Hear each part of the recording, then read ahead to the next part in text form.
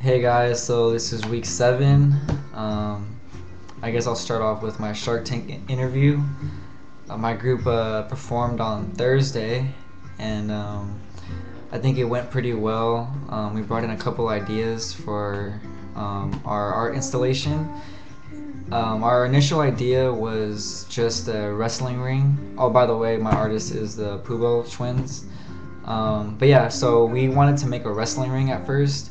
We weren't really sure where we were going with it, but after our interview, we kind of came up with the idea that it would be like somewhat like of a two-story structure, and since it is Mexican wrestling that they do, I kind of thought of the idea of kind of having like an Aztec temple look to it, like stairs going up to it, kind of like this epic feel. And what we want to do is like on the bottom floor, we kind of want to have like an art gallery of all the Twins photos from the different works that they do work on. And the other thing that last minute thing we want to incorporate is our TA was telling us that when she interviewed the Twins last semester for her project, that they were working on the slap booth. So we were planning on incorporating that also into our little art installation. We plan on having a booth. When you first walk in, you get slapped, then you head right upstairs to the main events, which will be the wrestling ring. And so yeah, you guys can check out some of the sketches we did on that. I have like all the top side views and stuff like that. Probably gonna throw in a few extra sketches for this week also that you should check out. And that's about it for the Shark Tank interview. So like I said, I think it went really well. And so now to the Eva and Franco. This week's reading had to do with Luther Blissett.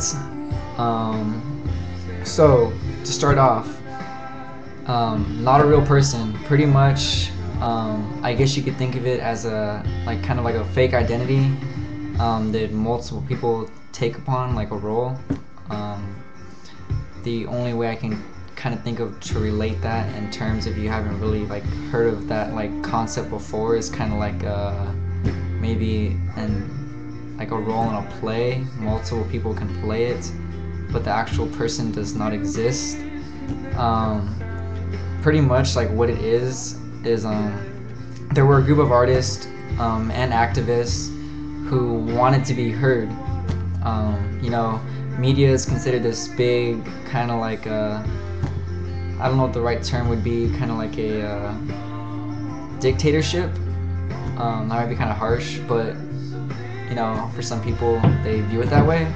But so these people, they want to get their points across, and at the same time they do it by kind of making fun of media, because they kind of like trick media into believing these crazy myths and things that honestly it's not, I wouldn't say it's obvious that they're fake, but I guess to media it's not obvious, such as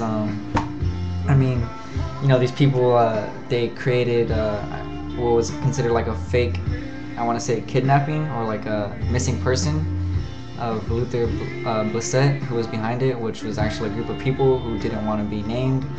And there was this huge thing where it was on the news, and they showed you all of the places that this person had previously been located, but when you traced the locations, it spelled out art. So they were being very creative, very methodical about how they planned this out, which is really cool to think about, because when I read this, I didn't quite understand it at first, but it did kind of jog my memory to something that my friend was talking to me about last week, which is the online kind of culture that's been kind of barely now like kind of getting really popular.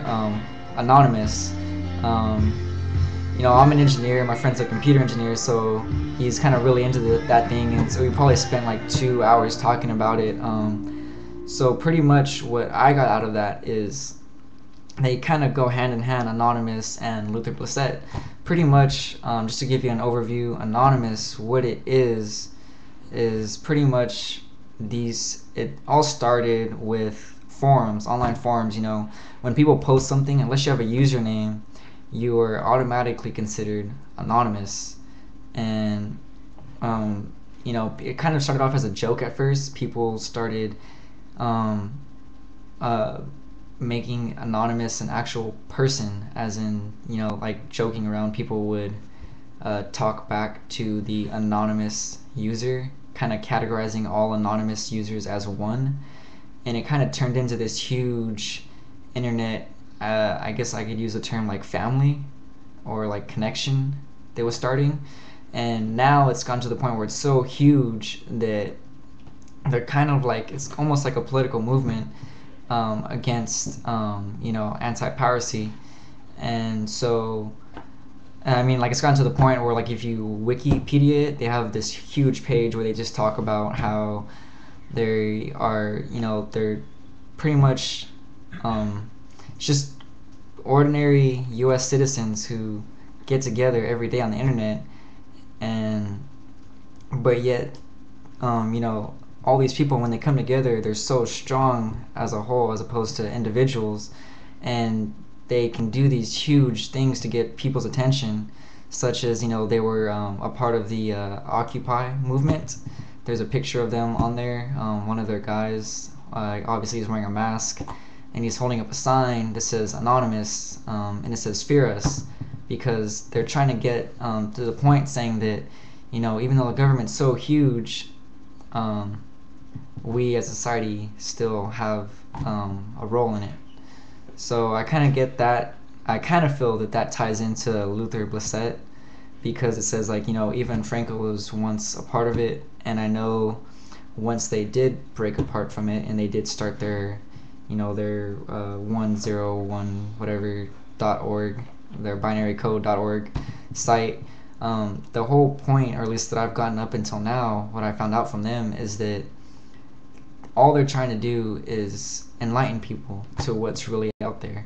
And I feel that that's what Luther Blissett was used for, just as a tool to kind of reach out to the masses, to reach out to more people than you would if you were your own individual. And that's what Anonymous kind of does in its own weird way. There was actually a whole thing on Fox about it. So obviously they are kind of doing what they want. They are getting recognized, and I'm pretty sure that's what they want. And like I said, Luther Blissett did it. He got recognized. It was on the news. Anonymous, made it to the news. Kind of goes hand in hand. That's my opinion on it. But the other thing was this quote at the end by Cary Grant, and I'll just read it real quick. What it says is, "It is better to leave a minute early, leaving people wanting more, rather than leaving a minute too late when people are getting bored." And so when thinking about that, the first thing that comes to my mind is like music, mainly. There will be an artist that people feel like sticks around too long past their prime, and from there on, people get bored of their music. They're kind of sick of it. So instead of doing an overkill, it's better to kill something off ahead of time so that people can still view it as great. And I'm not really sure how to relate that to Luther Blissett, other than the fact that I noticed that they said a few of the people broke off from the Luther Blissett project to start their own, I think it was called Wu Ming Project, where they kind of broke off from that and they started their own thing, and how even Franco broke off to start their own, online fake identity. So I kind of feel like maybe that's what they're trying to get at right there, to always, keep improving, continually changing your identity. Don't stick with one dimension, always view all spectrums. And yeah, so that's kind of where I got out of that, and I believe that's it for this week.